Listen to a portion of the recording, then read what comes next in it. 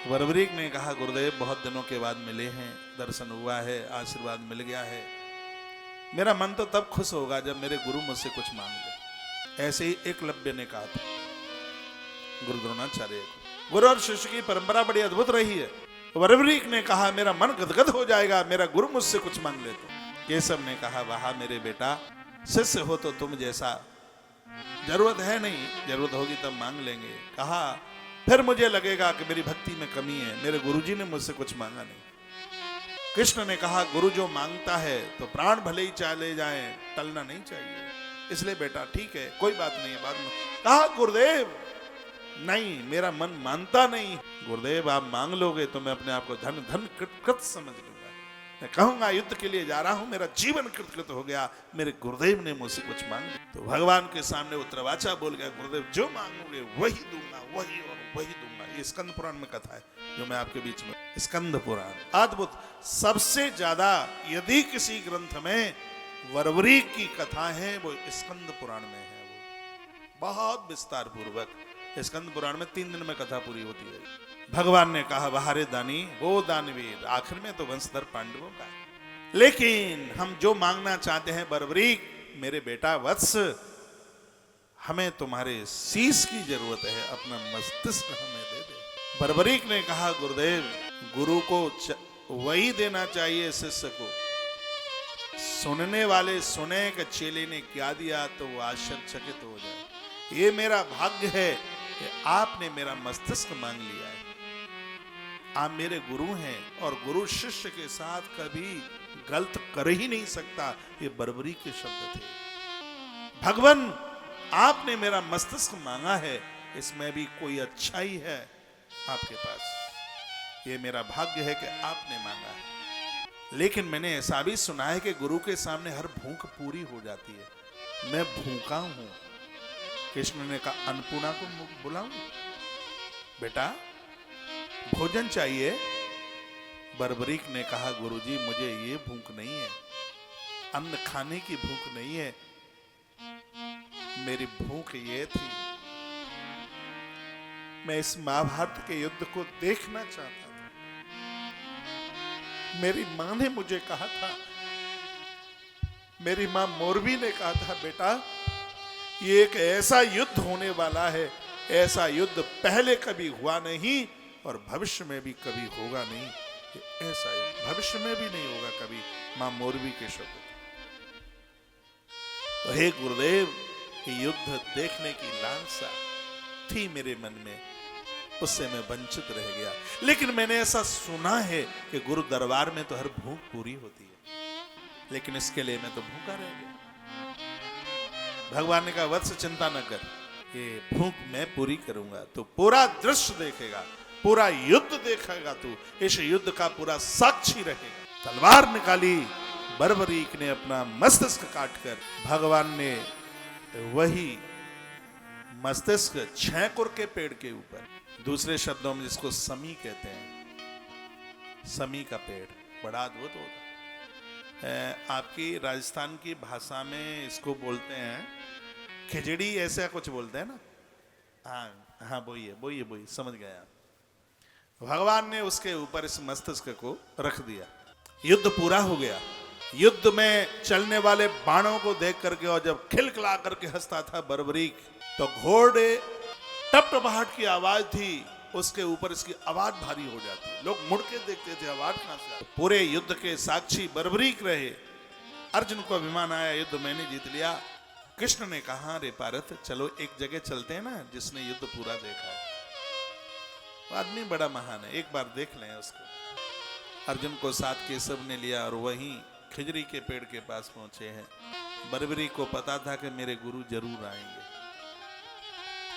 केशव पहुंचे गए और कहा, बेटा कैसे हो?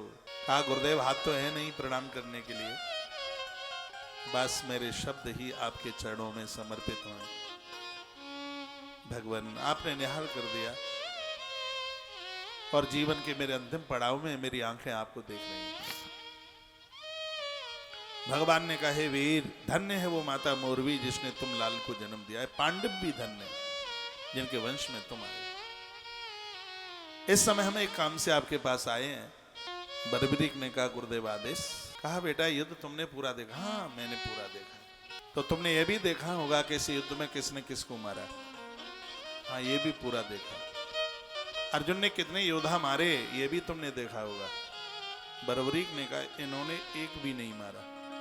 बर्बरीक ने कहा इन्होंने एक भी नहीं मारा, इनके द्वारा कोई युद्ध में कुछ हुआ ही नहीं। अब मुंह देखे बर्बरीक का अर्जुन का, ये बोलता क्या है? बर्बरीक ने कहा भगवान मुझे इस युद्ध में दो के अलावा तीसरा कोई नहीं दिखा। ये युद्ध दो ने ही जीता है, तीसरा कोई था ही नहीं इसमें। अर्जुन ने कहा कौन था वो दो? उसमें एक मैं भी, दो में एक मैं ही हूं। दादाजी आप नहीं थे, फिर दो कौन? एक है मेरे गुरुदेव, दूसरी है माता द्रौपदी, दादी द्रौपदी। इनके अलावा कोई दिखा नहीं। भगवान का चक्र चल रहा था और माता द्रौपदी खप्पर में पूरे रक्त को ले रही थी, दो के अलावा और कोई नहीं था। इतना कहा अर्जुन धड़ाम से पछाड़ खा के केशव के चरणों में गिर पड़े। जय हो प्रभु, मैं समझ गया मेरा अभिमान बड़ा था जिसको आज आपने दूर दूसरे को। भगवान ने मस्तिष्क को उठाया, अंक में भर लिया। ऐसा बताते हैं बर्बरी के मस्तिष्क को लेकर के भगवान ने संपूर्ण धरती की परिक्रमा करी। उस समय भगवान ने बर्बरी को एक एक तीर्थ कराया, एक एक तीर्थ।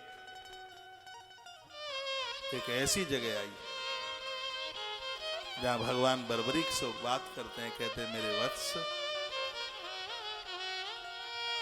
मेरा वरदान है तेरे लिए, आने वाले कलयुग में मेरे रूप में तेरी पूजा होगी, मेरे रूप में तेरी पूजा होगी। लोग तुझे मेरे रूप में पूजेंगे। जो संसार में सब जगह से टूट गए होंगे, परास्त हो गए होंगे, उस हारे का बेटा तू सहायक बनेगा। तेरे बाण के, तेरे तर्कस के 3 बाण कभी समाप्त नहीं होंगे। लोग तुझे 3 बाण वाला मानेंगे, लोग हारे का सहारा मानेंगे। और तू हमेशा नीले घोड़े की सवारी किया है, लोग तुझे नीले घोड़े की सवारी करने वाला मानेंगे। भगवान ने उस यात्रा में अपने हाथों से जमीन के अंदर उस मस्तिष्क को, मेरे प्रभु ने अपने हाथों से सब कुछ किया और कहा कल काल में मेरा बर्बरीक श्याम बनकर धरती पर लोगों का कल्याण कर रहा होगा। धन्य है वो जगह राजस्थान की जिसका चुनाव भगवान ने किया और खाटू गांव की धरती पर इतिहास रच गया। मेरे प्रभु ने ऐसा किया और आने वाले इस कलयुग में एक गौ माता रोजाना वहां पर अपना दूध खाली करके चली जाती है। उस स्थान पर गैया का दूध अपने आप दूध दुहा जाता था, खाली हो जाता था। भगवान दूध पी रहे होते थे। चरवाहे ने देखा था कि गाय का दूध जाता कहाँ है। उस जगह को देखा, भगवान गोविंद की कृपा थी और वर्तमान समय में खाटू की धरती पर बर्बरी को जिन्होंने अपना सब कुछ दे दिया था, स्वयं भगवान दूसरी द्वारकाधीश इस कलकाल में खाटू की धरती पर खाटू श्याम के रूप में प्रकट हो गए, जिनकी लीला बड़ी अद्भुत है। संसार में जो सब जगह से परास्त हो गया है, कृष्ण का वरदान है, उसके सहायक खाटू वाले श्याम बने। जिंदगी में कोई कमी नहीं रहेगी, बिल्कुल कमी नहीं रहेगी। बस निवेदन इतना है कि खाटू श्याम बाबा को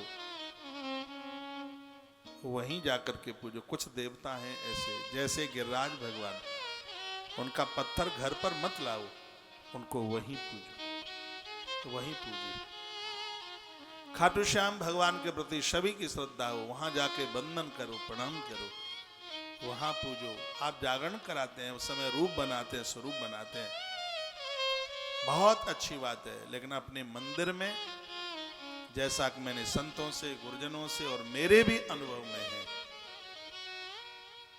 आप अपने मंदिर में एक प्रतिमा के रूप में खाली मस्तिष्क की पूजा करें, अकेले की। अपने घर में कुछ ऐसी प्रतिमाएं हैं जिनको घर में पूजने के लिए कहा गया है, कुछ ऐसी प्रतिमा हैं जिनको मंदिर में पूजने के लिए कहा गया है। खाटू श्याम भगवान का जो मस्तिष्क है, इसको मंदिर में ही पूजने की बहुत बड़ी ज्यादा महिमा है, अद्भुत महिमा है। ऐसे श्याम सरकार के चरणों में हम और आप सब वंदन करते हैं, प्रणाम करते हैं। बड़ा अद्भुत है।